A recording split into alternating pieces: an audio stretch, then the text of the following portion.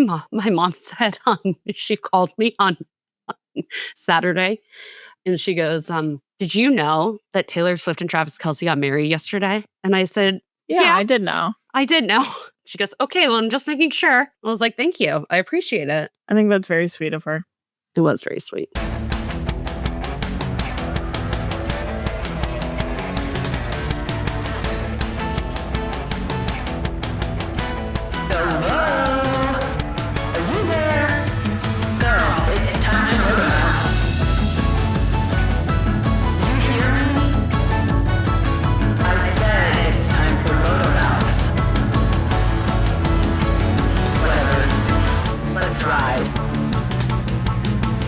Welcome to MotoMouths, the podcast for MotoGP, Motorsports, and more. I'm your host, Zoe, and welcome to episode 69. I'm your other host, also named Zoe, and that's actually so much better than 67. I'll say it. It's generational. It's a generational difference. It's mature. It's the thinking man's 6-7. This is the thinking man. What is it? Was it Rodin who did that? No. Yeah, I think so. Oh, funny. Yeah, I think it was Rodin. Anyways, I think, get it? We have a big week coming up. Okay. I'm just saying, I think we have a big week coming up. Oh. Well, we had a big week. We'll have a big week. We're fully in the swing of things. We're going to keep having big weeks. Yeah. God. Now I'm not excited. No, I don't like it. Oh, I don't want that. I don't like it. Remember back at the very beginning of the year when Massimo Rivola was like, everybody needs to slow the fuck down. Did he actually say that? Yes. He was like, everybody's moving too fast with the contracts and everything. Oh, that does sound like something he'd say. So he doesn't have a great memory, but I do. No, I really don't. That's my problem. I have a really good memory. Massimo, I can't take you seriously. Like, I just can't. I don't, whatever. All of that to say, we had a week off from MotoGP this last week. And I don't know if you can tell, but I feel like I've been going crazy. I've been going so crazy, I started watching soccer. You, a niche sport enjoyer, began watching the most popular sport in the entire world. Yeah, I did do that. Are you okay? But here's the thing. I feel like I'm still a card-carrying niche sport enjoyer person because I'm all in on U.S. men's hockey. Wow, U.S. men's soccer. Guys, I'm having a really tough day. Not all in on U.S. men's hockey. Not all in on that one. I'm all in on U.S. men's soccer, which actually is an underdog. Yes. And niche in its own way, because it's been ass for like 50, 100 years. Its entire existence. While the women have won 3 World Cups. Yeah, women are fucking machines. 5. I think they're 3, 4? 4. We've already established I have a bad memory. Don't ask me questions. I cannot be a niche sport enjoyer. My sister and brother-in-law were both D1 soccer players. So. Okay, flex. God. I've been in on soccer. My dad, here's what you need to know about Alan. He is a sports guy. He will watch any sport. He has a baseline knowledge of how basically all sports work. He was a professional umpire for softball. Yeah, I buy that from him. And a professional ref for wrestling. I buy that also. But he was too little to wrestle in college. So he said, those who can't do, ref. Exactly. And he was their manager, which is very accurate. I was actually just on the phone with my dad today, and we were talking about soccer because he was like, hey, are you actually watching this year? Like, was that you? I was like, yes, I am. I am watching. And I had watched most of the Spain-Portugal game today. Iberian beef. Yeah, it was actually quite interesting.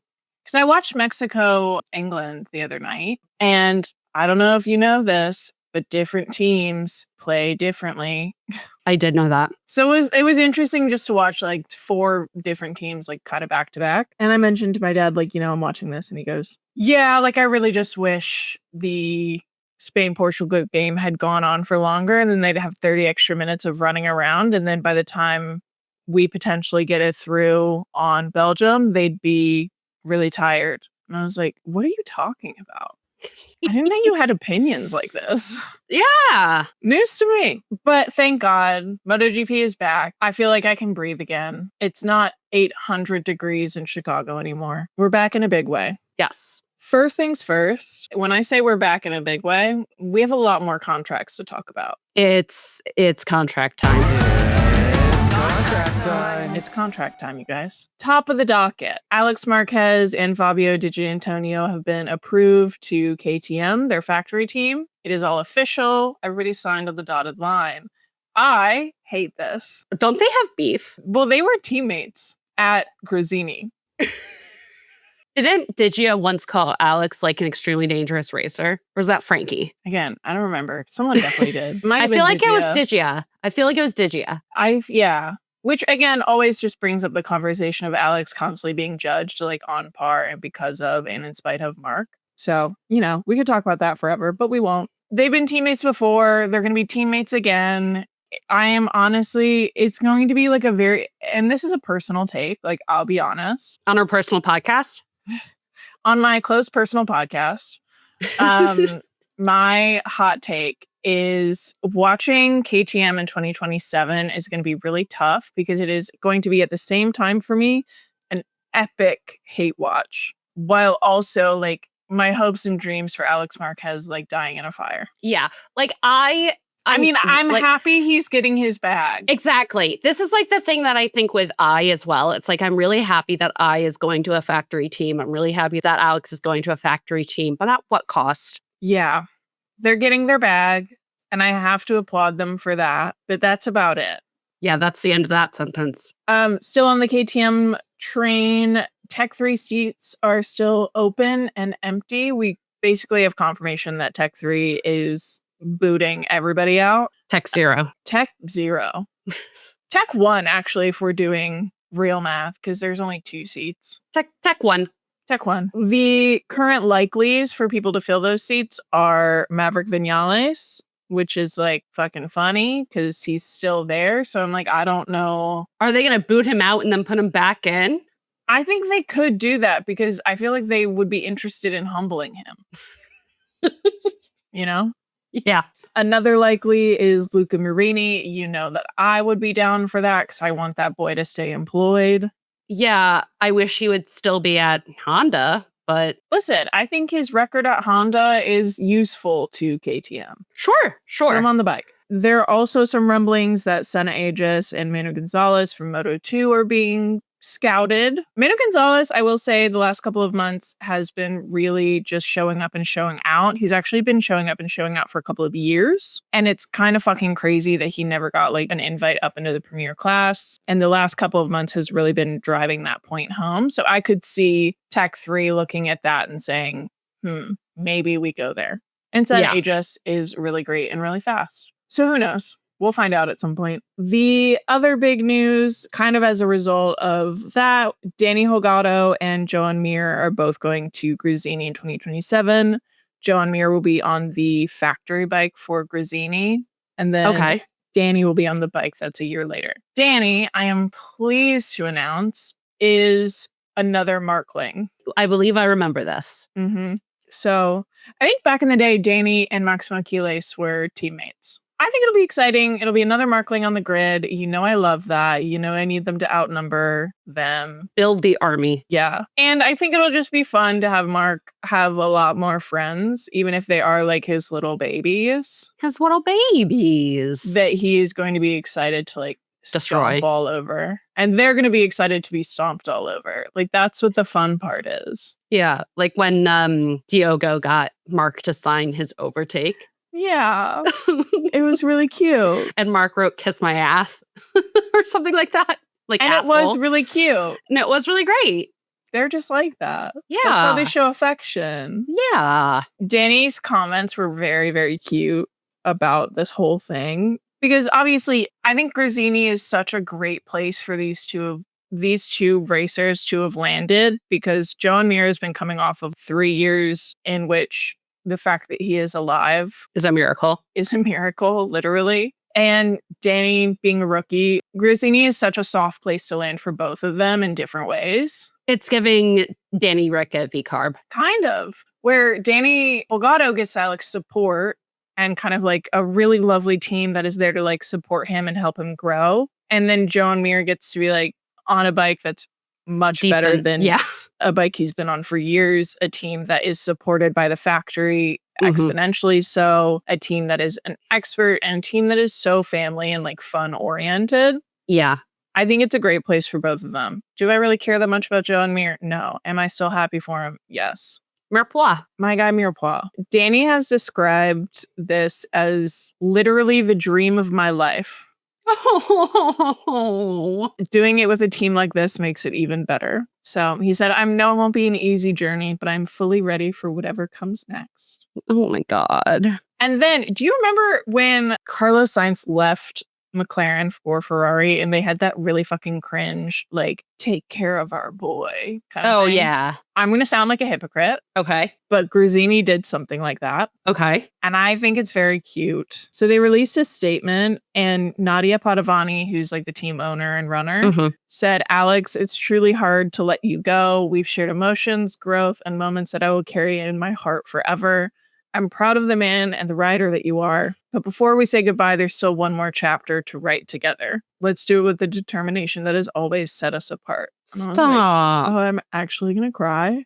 Whatever it is about Nadia, she gets me at my bones. Yeah. It's not my fault. She's an icon. And then they posted one of their, like, because, you know, they're doing TV shows is their, like, thing this year. They posted one of their edits, and the caption is, Gresini will always be your home. But it's like orange is the new black, and instead it's orange is the new blue. And I'm like, oh, okay. They couldn't have done like a family-oriented show. No, of course not. And then Red Bull KTM retweeted it and said, we'll make him feel right at home, no worries. Which, like, I don't believe them, but sure, whatever. And then last but not least, in contract conversations, Jorge Martin and Ayagura have both been officially confirmed for their contracts at Yamaha. They're both on 2-year contracts because they're not fucking idiots, Pecco. I'm looking at you.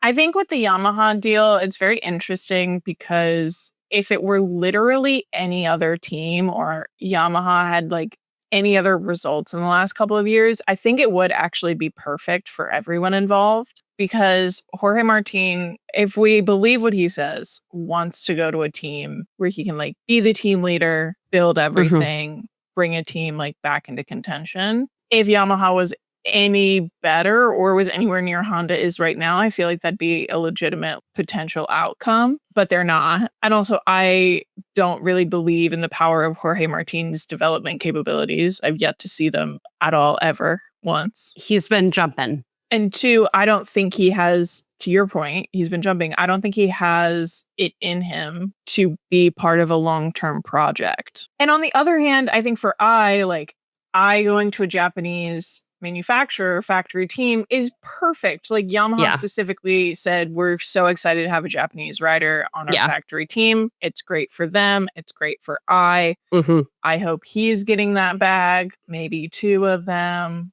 Who's to say? And I think it's really great validation for him at the beginning of his career to be with a factory team.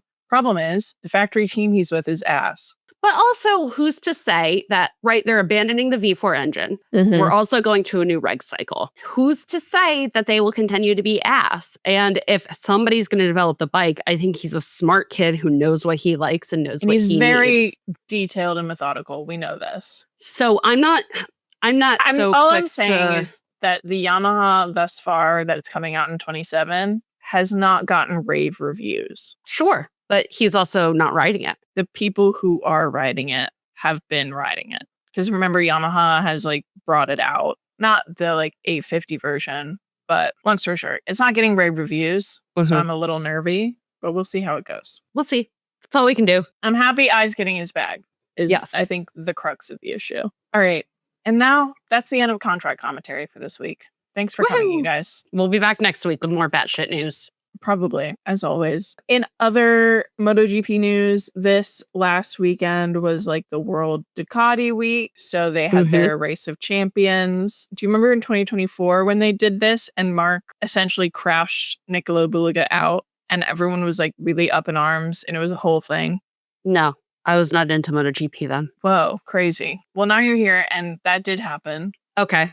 Not surprising. No, not surprising at all. We were all waiting to see what he would do this weekend because, you know, Marc's Marc. He'll do whatever he's going to do.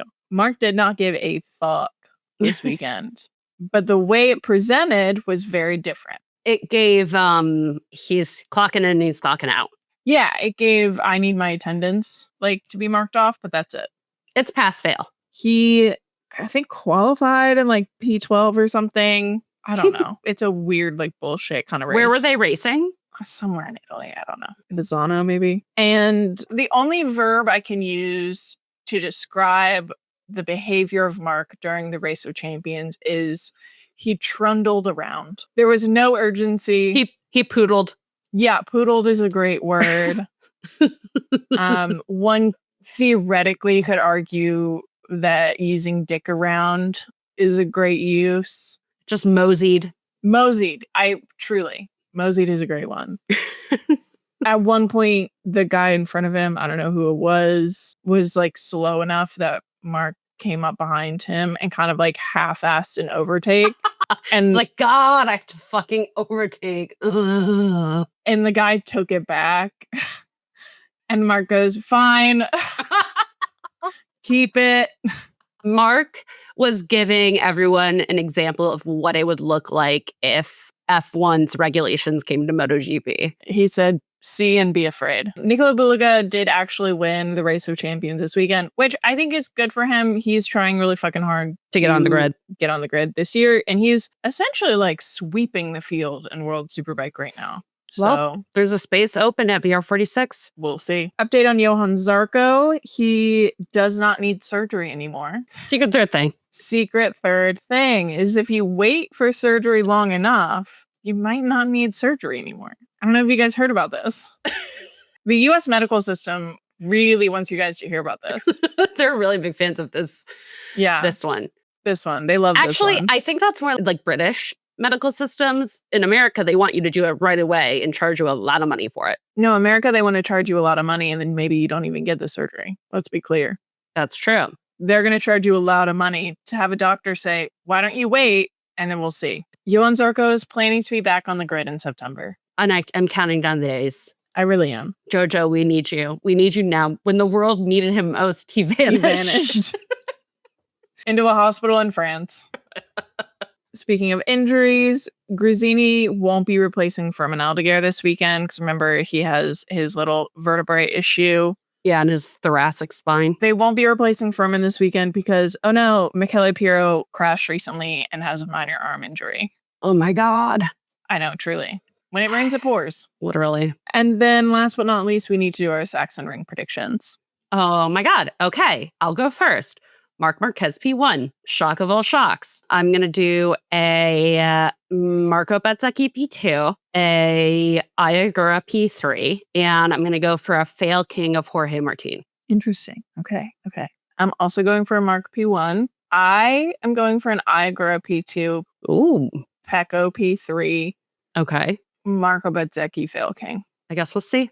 Yeah. King of the ring. Who's to say? Who will be the king of the ring? Marc. It's going to be Marc. Oh my God. Stop. Don't jinx it. Okay. Does that bring us to the Great Wide World of Motorsport? It does. Okay. So we went racing in Silverstone in F1. British land. In British land. In it. And it was it was nothing. It was a big nothing burger of a weekend. I think it's really telling when a race ends on a safety car. I think that's just kind of the whole vibe. Yeah. I think it's just like, okay, we're done here. Oh, okay, first of all, the entire weekend, whenever they would show Lando's grandstand, I gasped at how hideous and scary it looked. No, it was really tough. It was a tough watch. And also they were the reason they got a virtual safety car because one of their umbrella neon yellow umbrellas blew onto the track. Oh my God. No, and this is like the poison of Valentino Rossi. Truly. Because that's where Lando got that color from. Truly. That's why he picked it. So getting into the weekend, it was a sprint weekend. Kimi won the sprint. Little Italian man pulling the hopes and dreams away from not only his teammate, but also Lewis. Lewis was in great shape all weekend, I think. I think we were both really hoping for a Lewis win, but did not go all the way, which brings us to our predictions. Perfect. I predicted a Lewis P1. Didn't happen. George Russell P2. Did happen. Kimi P3. Didn't happen. No. And fail king Alex Albon. That did happen. I kind of nailed that one. That happened bad. Continue. And you kind of went backwards with your predictions last week. I don't know if you remember. I do remember. See, you predicted Alex Albon P3. Yeah, I remember that. George P2. So we both got that one. Nice. And then a Lewis P1. And then I think you predicted Fail King of Niccolo Hülkenberg. You said Niccolo Hülkenberg. Whoa, my God. Niccolo Buliga. Then you predicted a Fail King of Nico Hülkenberg, which also kind of happened. Yeah, exactly. The race itself. I will say, there was some interest in the beginning. Yeah. Ultimately, if I were Kimi and or Mercedes, I would be very embarrassed at that start. Yeah, I think the race itself, I think it was very apparent this race more than a lot of the past few races, how severe the fake overtake issue is. Because it was just swapsies the whole way down. Yeah, there was a lot of back and forth, I think. And once again, it was just like watching Max do his thing was really entertaining to me. Max and George, another chapter in their generational beef, which was great. There was like a little like nudge, nudge, nudge. And then Max got called into the pits. And then when he came back out, it was like a nudge, nudge, nudge. And then George got called into the pits. So it was just ultimately useless. Oh, yeah, of course. But futile, but funny. And if that's not F1 in 2026, I don't know what is. No, truly. We got some very interesting retirements. Our two retirements were Alex Albon and Nico Hülkenberg, who are the failed kings we predicted this weekend. Yep. Glad to know we got that one right. Yeah. And then Max Verstappen DNF'd about 8 laps before the end. No, it was 3 laps before the end. Oh, God. It felt like decades. It really did, but it was literally only 3 laps. It was out of P3. It was so dramatic, too. Get that fucking 3 off that goddamn car. Well, did you see someone on TikTok who I don't know personally, but hate you, say that with love, made an edit because Daniel Ricciardo in the Renault, like the bright yellow Renault, crashed out at that exact same corner and spun out almost the exact same way. And so they interspersed. I sent this to you. I don't know if you watched it. I watched it with the David song. Yes. And like, watching the way that they cut those clips, diabolical. It was a diabolical crash. Max was big mad. Max, this is an open letter to Max Verstappen. Yeah. Max, I know that you're angry at Red Bull. They're not listening to you. You're not being heard. Your feelings are valid, and I'm holding space for you. If you go to McLaren, I will kill you dead with my bare hands. Damn. Do not let this be the impetus for ruining my life and yours. It is kind of funny because I feel like Red Bull right now is like Sincere from Love Island, where it's like, we don't have a toxic relationship. Toxic things just happen. Yeah, I've just done toxic things. Yeah, that's how I feel like Red Bull is moving right now. Yeah. Don't love it. At all. What else happened during the race? Oh, Kimi's wheels fell off. Both he and George had tire punctures. Well, Kimi didn't have a puncture. There was like part of the wheel. Oh, where it they was call like the wall. Yeah, shield like or the something flap came off. Yeah. And the fact that he even finished that race by the grace of fucking God. And got points. 1 point. Wait, no, actually. Wait, Kimi finished in 15th. Oh, never mind. Did he get a penalty? The penalties were also asinine this weekend. Alex Albon was hit with a 10-second time penalty before he retired. Yeah, he was. Lance Stroll also got, I think, like another penalty because he exceeded track limits upwards of 20 times. I think him exceeding track limits upwards of 20 times indicates a larger issue that they know about, and they're not happy either. And Kimi also got a track limits violation and a 5-second time penalty after his tire fell off. Yeah. Yeah. And commentary was like, oh, come on. It was a weird weekend. I'll give it that. Can I say something weird, maybe? Sure. I miss Oscar Piastri. Yeah, where is he? Where's he been? MIA. Like, miss him. Come back, King. Did the banana peel get him? Maybe someone slips on a banana peel getting out of bed one day. Zach Brown's gonna replace that person expeditiously. Couple other things to talk about. We had another Lego race this weekend. Okay, best person you know makes the worst point. Max Verstappen was like, this is silly. We look stupid. We shouldn't be doing this. Here's the thing. I don't disagree with him.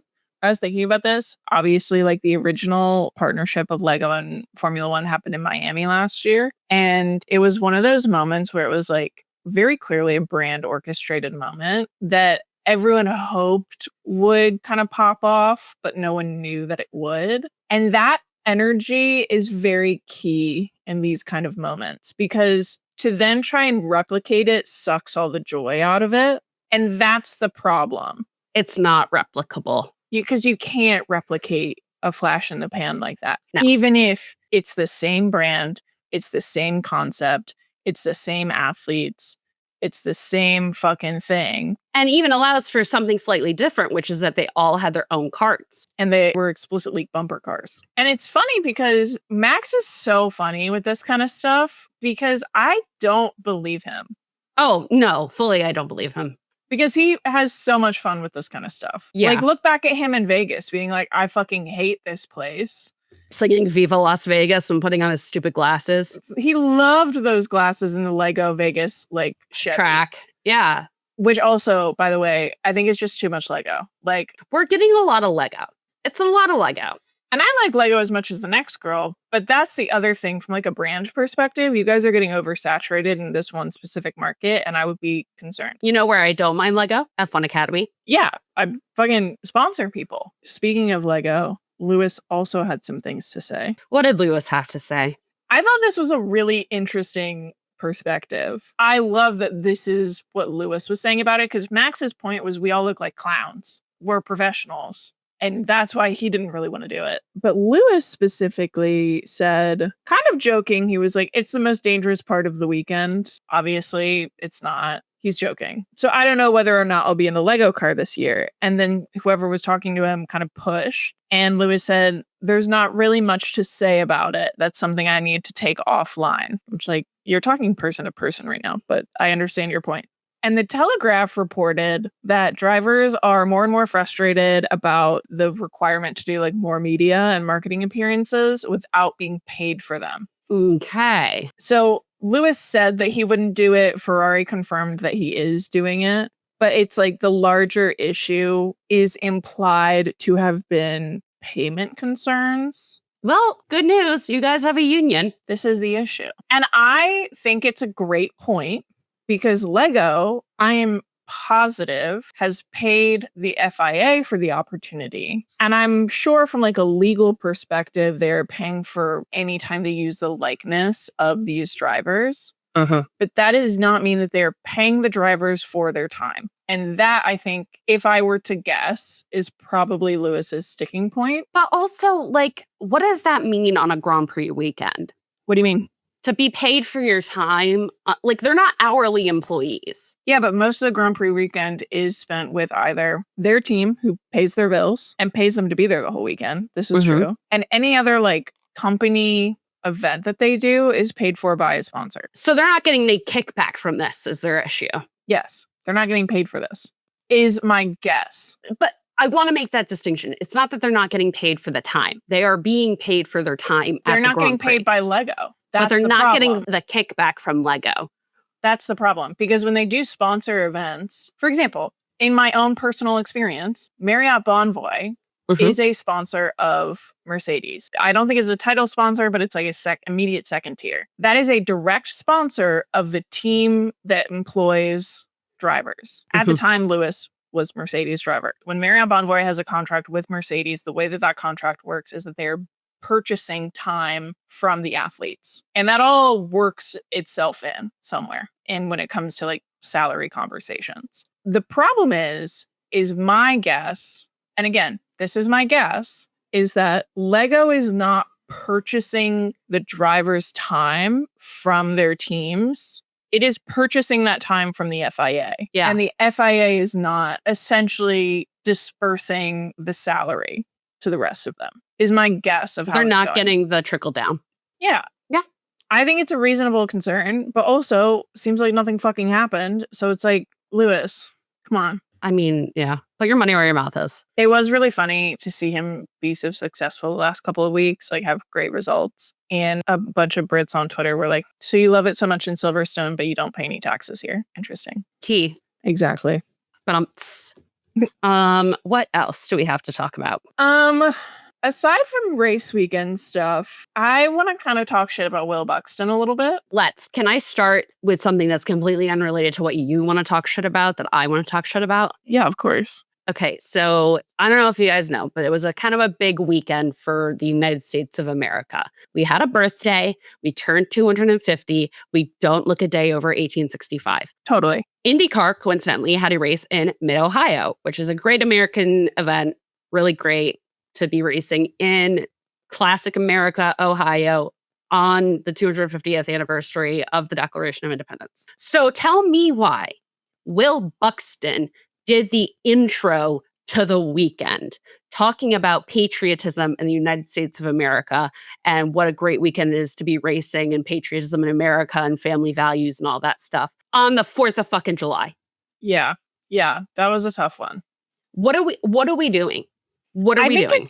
I think it's one of those things where like brands love to have British people because of a posh-esque British accent communicates like expertise, elite level kind of like culture and that kind of thing. That's what I imagine they were going for. But the funniest thing is that, this went through multiple groups of people for approval and not one of them was like, hey man, British person, 4th of July feels a little weird. I understand bringing a prestige to IndyCar and trying to elevate IndyCar as a more global series. It is an incredibly global series, a very diverse series in terms of the people participating in it, in terms of their nation of origin. There are 2 times when I do not want to hear Will Buxton intro IndyCar and talk about IndyCar's relationship to America and Americana. Indy 500, 4th of July. Yeah. Put somebody else in the chair. Yeah, I just think it was stupid. Like, I just think no one was thinking. I also think Will should never have done it.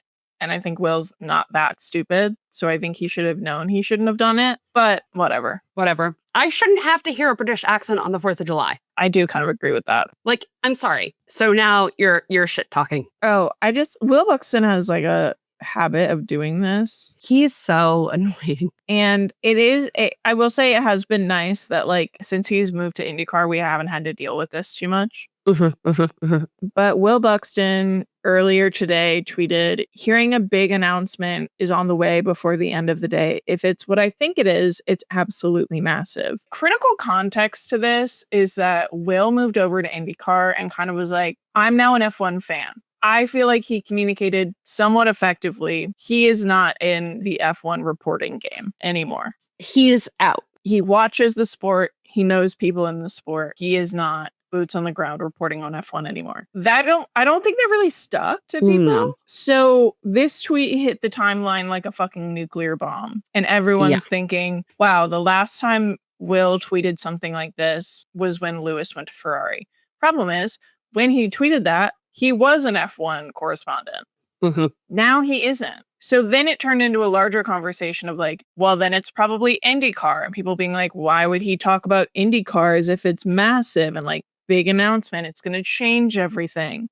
It's like, because now he's in IndyCar. Yeah, now he's in IndyCar. He's in a different ecosystem. That's his paycheck. His job is to drum up excitement around IndyCar. So ultimately, what Will Buxton was tweeting about is McLaren has poached 6-time IndyCar champion, Hall of Famer, candidate for the greatest of all time. Okay. Scott Dixon from Ganassi. I mean, he is a very good driver. He is one of the greatest IndyCar drivers, probably. But But the thing I texted you about this, I think, is relevant still, which is you said it's like I get that he's talking about the IndyCar GOAT, but unfortunately, the reality is that IndyCar does not have the sway of F1, and the way he talks about it, Indy, it's like it does. Yeah. I stand by that. But I think your point, too, about like his job is to drum up interest in IndyCar, and that's exactly what he did. Yeah. But also, I'm annoyed. Just hashtag it IndyCar. Yeah. People hashtag their F1 rumors F1, Because then what also happened is a big reporter in the F1 space was like,